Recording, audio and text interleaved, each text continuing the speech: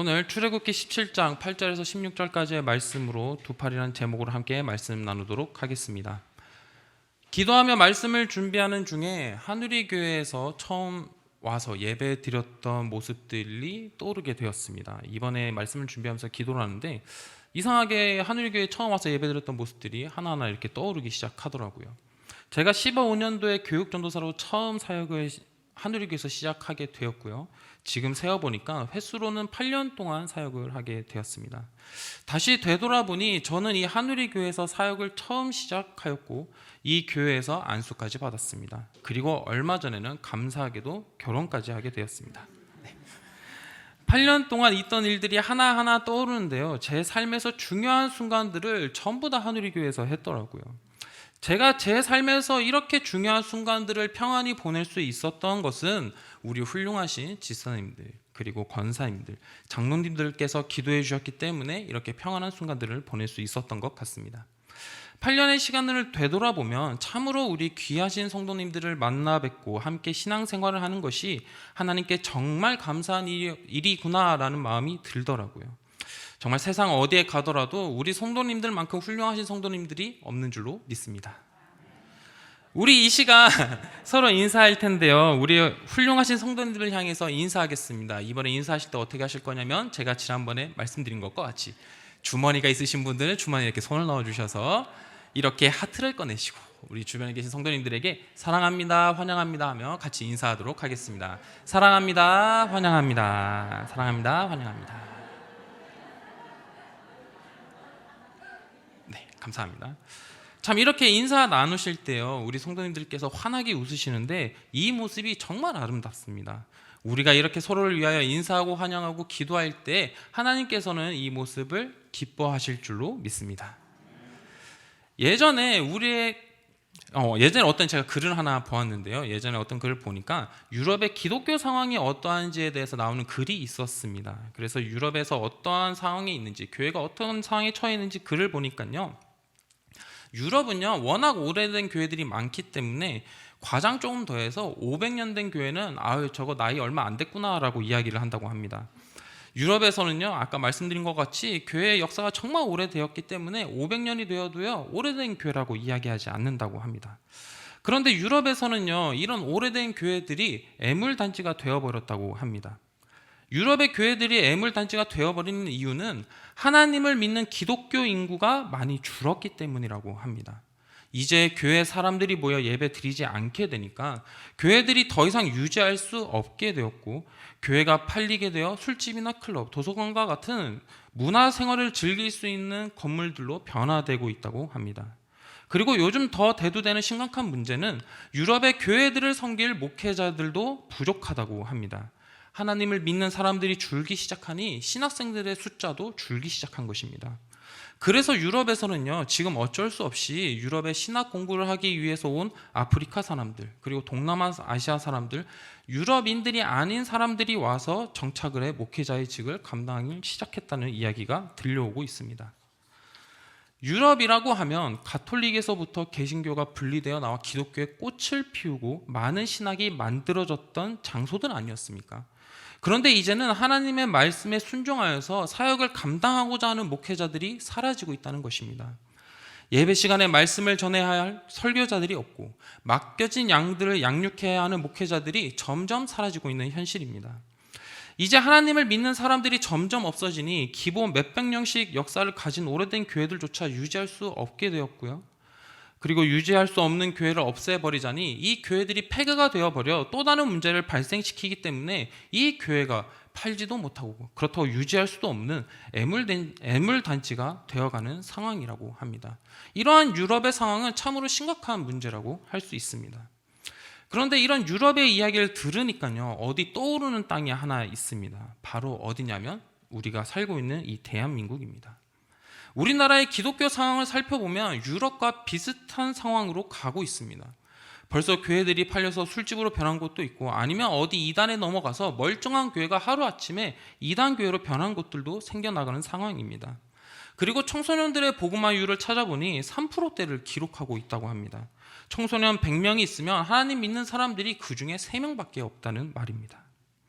불과 몇십 년 전만 해도 교회에서는 기도 소리가 끊이질 않았습니다. 하나님을 세상의 가장 높은 분임을 인정하며 경외하며 사는 시대였습니다. 그런데 시간이 흘러 오늘날의 세대를 보면 옛날과의 모습은 이제 어디 가고 없어지고 너무나 달라진 상황에 놓여 있습니다. 더 이상 하나님을 경외하지 않는 세대, 기도하지 않는 세대가 되어버린 것입니다. 현재 우리나라의 모습은 유럽의 교회 상황을 언제 따라갈지 모르는 상황에 놓여 있습니다. 우리는 지금 아주 중요한 시간을 보내고 있습니다. 우리가 이 시기에 어떤 믿음과 생각을 가지고 사는지에 따라서 이제 대한민국은 선교사를 보내는 나라가 될지 아니면 다른 국가에게 선교를 받아야 하는 나라로 변할지도 모르는 상황이기 때문입니다. 우리가 이렇게 중요한 시기를 보내고 있을 때 해야 하는 것은 딱 하나입니다. 바로 쉬지 않고 기도해야 하는 것입니다. 우리는 절대 기도하기를 포기해서는 안 됩니다. 우리가 만약 기도하는 것을 포기하고 이 세대를 향해 손을 놓아버린다면 더 이상 이 나라에 복음이 서 있을 곳은 없습니다. 청소년의 복음화율이 3%대를 기록하고 있는 이 현실의 모습 속에서 우리는 절대 기도하는 것을 포기해서는 안 되고요. 간절히 이 현재 세대를 위해서 기도해야 합니다. 우리가 이 세대를 위해 기도해야 하는 이유는요, 오늘의 말씀에도 잘 나타나 있습니다. 오늘 함께 읽은 출애굽기 17장의 말씀은 1절에서 7절까지 하나의 이야기가 나오고요, 8절에서 16절까지 또 다른 이야기가 나타나게 됩니다. 오늘 8절에서 16절까지 읽었지만 1절에서부터 말씀을 함께 나누도록 하겠습니다. 17장 1절에서 7절까지의 말씀은요, 반석에서 물이 나게 된 무리반 사건을 말씀하고 있습니다. 그리고 8절에서 16절까지의 말씀은 이스라엘 백성들과 아말렉 간의 전쟁에 관한 말씀입니다. 이 두 가지의 이야기는 이스라엘의 백성들의 모습이 극명하게 갈려지는 모습이 나타나게 됩니다. 17장 1절과 2절의 말씀을 제가 읽도록 하겠습니다. 1절 말씀입니다. 이스라엘 자손의 온 회중이 여호와의 명령대로 신 광야에서 떠나 그 노정대로 행하여 르비딤의 장막을 쳤으나 백성이 마실 물이 없는지라. 2절입니다. 백성이 모세와 다투어 이르되 우리에게 물을 주어 마시게 하라. 모세가 그들에게 이르되 너희가 어찌하여 나와 다투느냐? 너희가 어찌하여 여호와를 시험하느냐? 1절을 보니 이스라엘 온 백성들이 여호와의 명령대로 광야에서 떠나 르비딤의 장막을 쳤다고 합니다. 르비딤의 위치가 정확하게 어디인지는 파악할 수는 없으나 시내산 이르기 직전의 마지막 장소입니다. 이제 이스라엘 백성들이 하나님의 인도하심에 따라 르비딤의 장막을 치고 먹을 것을 준비하기 위해 분주히 움직였을 것입니다. 사람들이 먹으려고 하면 가장 필요한 것이 무엇입니까? 바로 물입니다. 물은 먹기 위해서, 생존을 위해서는 반드시 필요한 것입니다. 사람 몸에 수분이 빠지게 되면 죽을 수도 있기 때문에 사람들의 생존을 위해서 필요한 것은 물이었습니다. 그런데 이스라엘 백성들이 르비딤 땅에 도착해서 보니까 그들이 마실 수 있는 충분한 물이 없었다고 합니다. 사막 한가운데서 물이 없으니 이스라엘 백성들이 얼마나 짜증이 났겠습니까? 이스라엘 백성들은 물로 인해 차오르는 짜증을 참지 못하고 모세와 다투기 시작한 것입니다. 이스라엘 백성들은 물이 부족한 문제에 직면하였을 때 그들이 선택한 해결 방법은 모세와 다투는 것이었습니다. 모세에게 불평을 쏟아내기 시작한 것이죠. 그런데 이스라엘 백성들이 불평을 쏟아내며 모세와 다툰 것은 사실 모세와 다툰 것이 아니었습니다. 17장 1절의 말씀, 강조된 말씀을 보면 여호와의 명령대로라는 말씀이 나타납니다. 이스라엘 백성들이 르비딤에 가게 된 것은 누구의 뜻입니까? 바로 하나님의 뜻이었습니다. 하나님의 인도하심으로 이스라엘 백성들은 르비딤 땅에 가게 된 것입니다. 이스라엘 백성들이 겉으로 보기에는 모세에게 모세야 우리를 여기에 끌고 오면 어떡하냐, 내가 너 때문에 죽게 되었다라며 불평하는 것으로 보이지만 실상은 모세를 인도하여 내신 하나님을 향하여 불평을 쏟아내고 있는 모습입니다. 이스라엘 백성들의 출애굽 과정을 보면 하나님이 얼마나 많은 기적을 보여주셨는지 모릅니다. 하나님께서는 10가지 재앙을 통해 바로의 손에서 탈출시켜 주시기도 하였고, 이뿐 아니라 15장에서는 이스라엘 백성들이 마라에서 쓴물로 인해 물을 마시지 못하게 될 때 단물로 바꿔주셔서 이스라엘 백성들이 물을 마실 수 있는 기적을 보여주셨습니다. 그리고 16장에서는 이스라엘 백성들이 먹을 고기가 없다며 불평과 불만을 내쏟을 때 하나님께서는 만나와 메추라기로 이스라엘 백성들을 매일 먹여주셨습니다. 이러한 기적들이 오늘날 하나만 일어났다고 해도 온 세계에 신문이 나고 난리가 났을 텐데, 이스라엘 백성들은 이러한 기적들을 계속 경험했음에도 그들은 만족치 못하고 하나님을 향해 불만을 쏟아내고 있는 것입니다. 이러한 상황은 17장에도 이어져서 모세와 하나님께 불평을 쏟아내는데요, 이어서 17장 3절의 말씀을 보면 이렇게도 이야기합니다. 강조된 부분을 읽어보겠습니다. 당신이 어찌하여 우리를 애굽에서 인도해 내어서 우리와 우리 자녀와 우리 가축이 목말라 죽게 하느냐. 이스라엘 백성들은 하나님의 은혜를 다 잊어버리고 모세에게 어찌하여 우리를 애굽에서 끌고 왔습니까? 당신이 우리를 끌고 오셔서 우리와 우리 자녀와 우리 가축이 모두 목말라 죽겠습니다 하며 불평하기 시작한 것입니다. 이스라엘 백성들은 처음에 물이 부족하여 하나님께 원망하였지만 이제 더 나아가서 출애굽시켜주신 하나님 그 자체를 불평하기 시작한 것입니다. 기껏 하나님께서는 종된 생활에서 출애굽시켜 주셨지만 이스라엘 백성들은 강도 높게 모세와 하나님께 불평을 쏟아내고 있습니다. 상황이 점점 험악해지자 4절에서 모세는 하나님께 부르짖어 기도합니다. 하나님, 제가 이 백성에게 어떻게 해야 합니까? 그들이 얼마 지나지 않아 내게 돌질을 하겠습니다. 제가 이스라엘 백성들에게 돌에 맞아 죽겠습니다. 이렇게 모세가 기도할 때 하나님께서는요, 모세에게 말씀해 주셨습니다. 모세야, 백성들 앞을 지나가라. 그리고 이스라엘 장로들을 데리고 지팡이를 잡고 나아가라 라고 말씀해 주셨습니다. 모세는 하나님 말씀에 순종하여 백성들 앞에 나아갔고, 그리고 하나님께서 치라고 하는 반석을 치게 되었습니다. 모세가 반석을 치자마자 그곳에서는 물이 쏟아져 나오게 되었습니다. 모세가 하나님께 부르짖어 기도하자 그제서야 비로소 이스라엘 백성들은 물의 문제가 해결되게 되었습니다. 이후 7절을 보면 이 사건을 겪은 후 모세는 이 장소를 마사와 무리바라고 불렀습니다. 이 마사라는 단어는 시험하다라는 뜻을 가지고 있는 단어이고, 무리바는 다투다라는 의미를 가진 단어입니다. 르비딤 땅 안에서 마사와 무리바라는 장소가 생긴 것은 이스라엘 백성들이 하나님을 시험하여 여호와께서 우리 중에 계신가 안 계신가 하는 이름이 생겨버린 것입니다. 이스라엘 백성들은요, 어려운 일이 당했을 때 그들은 기도하지 않았습니다. 그리고 어떤 고난을 만났을 때 하나님의 도우심을 구하며 기도해야 하는데 이스라엘 백성들은 기도하지 않았습니다. 그리고 이스라엘 백성들은 하나님을 향하여 하나님이 계신가 안 계신가 불평하면서 시험하는 모습을 나타내게 됩니다. 이 말을 바꿔 말하면 이스라엘 백성들이 자신들이 고난을 만날 때 불평, 불만을 통해 하나님께 시험하고 이것을 해결하고자 한 것입니다. 하나님, 우리 다 죽이려고 하십니까? 우리 가만히 있었으면 다 살아났는데 하나님이 우리 끌고 오셔서 다 죽게 되었습니다. 그러니까 하나님 알아서 하십시오. 이렇게 이야기하면서 하나님 종 모세 앞에 돌을 들고 나타나는 것입니다. 그리고 이러한 상황 속에서 모세는 하나님께 부르짖어 기도하게 되었고, 하나님께서는 모세의 기도에 응답하셔서 물이 나오게 되었습니다. 1절에서 7절까지의 말씀을 정리하면 이스라엘 백성들은 자신들에게 문제가 생겼을 때 그들이 선택한 해결 방법은 불평, 불만을 쏟아낸 것입니다. 그리고 그들이 불평을 쏟아낸 땅의 이름은 하나님을 시험하다인 마사와 하나님과 다투다라는 무리바라는 명칭이 붙게 되었습니다.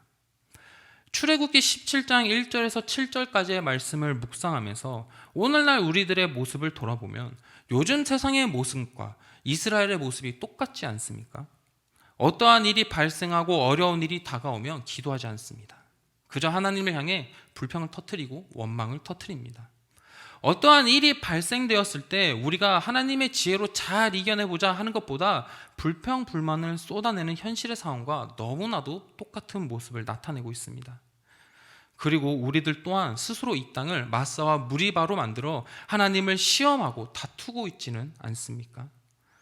우리의 모습을 되돌아보면 1절에서 7절에 나타난 이스라엘 모습과 우리들의 모습은 너무나도 똑같은 상황입니다. 그리고 17장 두 번째 이야기는 8절에서부터 시작됩니다. 8절의 말씀을 보면 아말렉이 이르러서 이스라엘과 르비딤에서 싸우게 되었습니다. 아말렉이 이르러 이스라엘과 싸우게 되었다는 말씀을 통해 아말렉이 이스라엘을 공격하게 되었다는 것을 알 수 있습니다. 이 전쟁은 광야에서 이스라엘이 처음으로 치르는 방어전이었습니다. 아말렉은 매우 호전적인 민족으로서 그들이 왜 광야 생활을 하는 이스라엘을 향해 쳐들어왔는지 정확하게 알 수는 없으나 정황상 이스라엘이 수많은 사람들이 마실 수 있는 샘을 발견하였기 때문에 이 물을 노리고 이스라엘을 공격한 것으로 보입니다.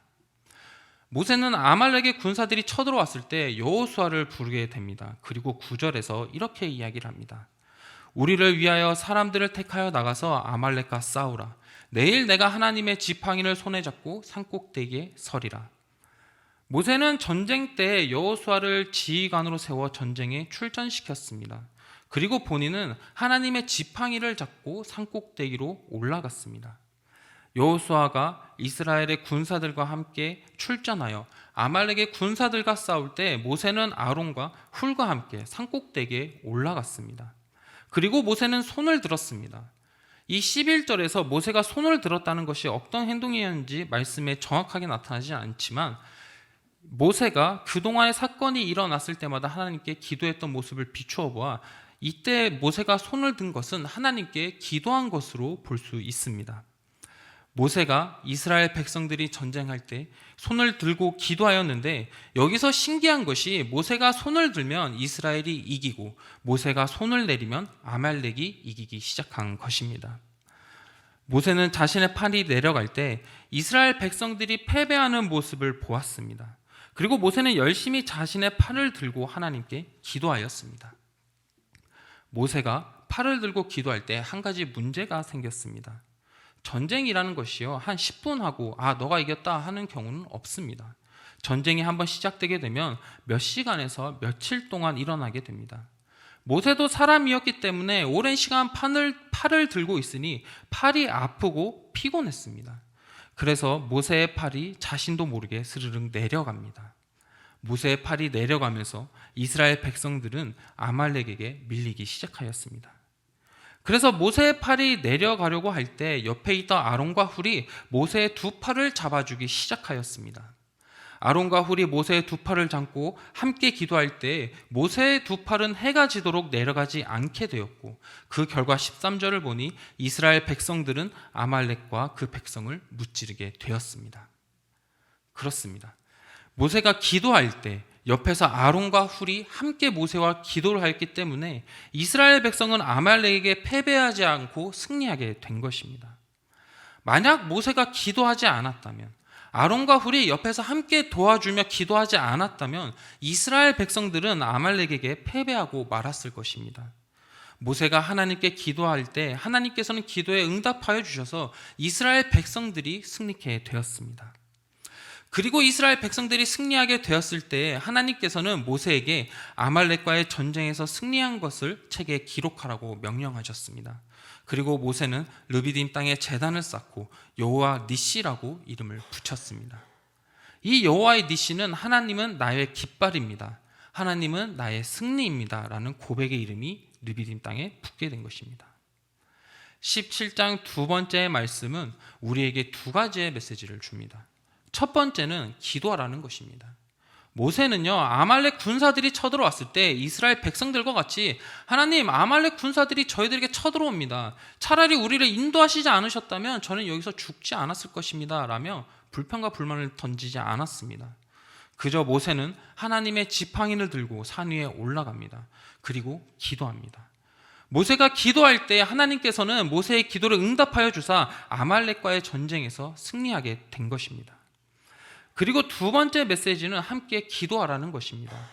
만약 모세가 혼자 산 위에 올라가서 팔을 들고 기도했다면 이스라엘 군사들이 승리할 수 있었겠습니까? 모세도 사람이기에 혼자였다면 팔이 피곤하여 내려오게 되었고 결국 이스라엘 백성들은 패배하게 되었을 것입니다. 그러나 아론과 훌이 모세의 두 팔을 잡고 함께 기도했기 때문에 이스라엘 백성들은 패배하지 않고 승리를 얻게 된 것입니다. 그리고 모세는 르비임 땅 안에 하나님은 나의 승리입니다 라고 하는 여호와 니시의 이름을 붙이게 되었습니다.